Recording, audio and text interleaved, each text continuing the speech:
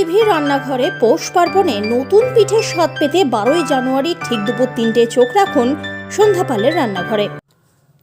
স্বামী বিবেকানন্দের জন্মদিন উপলক্ষে বিশেষ উদ্যোগ গ্রহণ করল চন্দননগর ত্রিশক্তি ভারতীয় আদর্শ সাংস্কৃতিক ভিত্তি।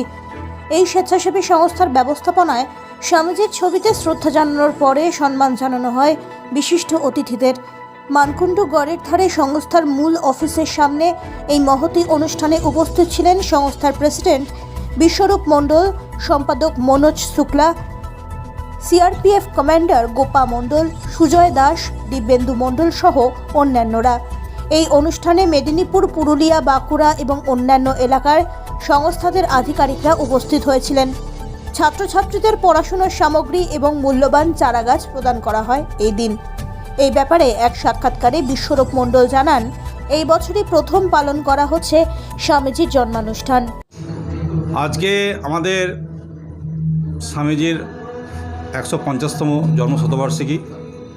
আমরা আমাদের সংস্থা থেকে ত্রিশক্তি ইন্ডিয়ান কালচারাল ফাউন্ডেশন থেকে তার জন্মশতবার্ষিকী পালন করছি।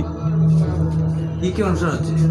আমাদের অনুষ্ঠানের মধ্যে ফার্স্ট রয়েছে বাচ্চাদেরকে উৎসাহ করা, বাচ্চাদেরকে নিয়ে আসা, স্বামীজির বাণী প্রদান করা, স্বামীজির উদ্দেশ্যকে সফল করা এবং বাচ্চাকে ভালোবাসা। যে আজকে দেশের যে জাতি নিয়ে এত মারামারি, দাঙ্গা, কাটাকাটি, সেই জাতি হচ্ছে যে আমাদের মানব জাতি। জাতি সম্বন্ধে আমরা হিন্দু মুসলিম বোঝাই না, আমরা সমস্ত জাতকেই এক জাত মনে করি, সেটা হলো মানব জাত।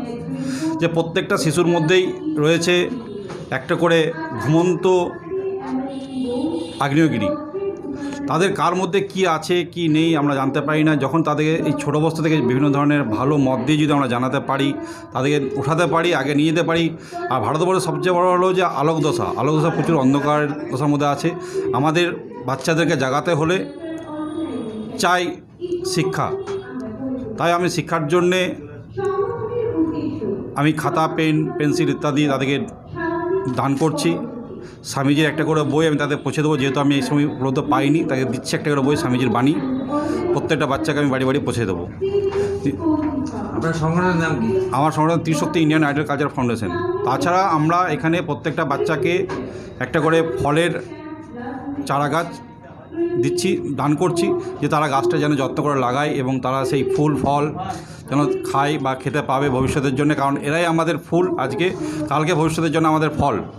তো এই ফুল যতক্ষণ আমাদের আছে, সেই ফুলটাকে যত্ন করে যদি আমরা ফলে রূপান্তরিত করি, তাহলে সেই ফল একদিন আমাদের ভারতবর্ষের মাটিকে, ভারতবর্ষকে একটা অন্য জগতে পৌঁছে দেবে, বিশ্বের সেরা সেরা দেশে পৌঁছে দিতে পারবে, যেখানে জাতি থাকবে না, ধর্ম থাকবে না, শুধু শিক্ষা থাকবে।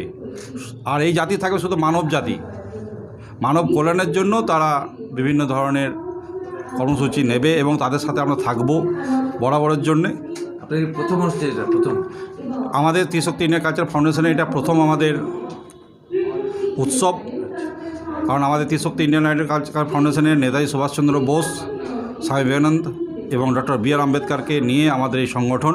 তাদের মতামত, তাদের বিভিন্ন ধরনের ঐতিহাসিক চরিত্রকে নিয়ে আমরা আগে যাই, আগে নিয়ে যাব, মানুষকে বোঝাবো এবং আইনের সহায়তা, শিক্ষা সহায়তা এবং বাঁচার জন্য যে সাহস নেতাজির মতো, সেটা আমরা তাদেরকে প্রদান করব। রাজেশ মণ্ডলের রিপোর্ট, হুগলি টিভি।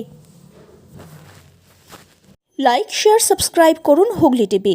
খবর এখন বুক পকেটে।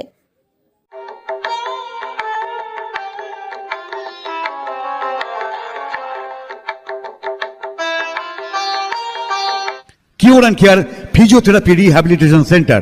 এখানে হাইড্রোথেরাপি, অ্যাকোয়াথেরাপি, নিউরোথেরাপি, স্পোর্টস ফিজিওথেরাপি করা হয়। প্রত্যেক পরিষেবার পরই সঠিক বিল দেওয়া হয়। আমাদের প্রত্যেকটি পরিষেবা সিসিটিভির আওতায়। আমাদের কাজের সময় সকাল 6টা থেকে রাত্রি 10টা পর্যন্ত। কিওর অ্যান্ড কেয়ার একটি আন্তর্জাতিক মানের ফিজিওথেরাপি সেন্টার। মহিলা এবং পুরুষদের পৃথক পরিষেবা দেওয়া হয়। অগ্রিম বুকিং বাধ্যতামূলক। আমাদের ঠিকানা cure and care rehabilitation centre, Dewanji বাগান, চুচুড়া, হুগলি। যোগাযোগ 9231591555 এবং 916302। পারিবারিক বা সামাজিক অনুষ্ঠান আপনার, দায়িত্ব আমাদের। পাশেই আছি। যোগাযোগ 9830646814।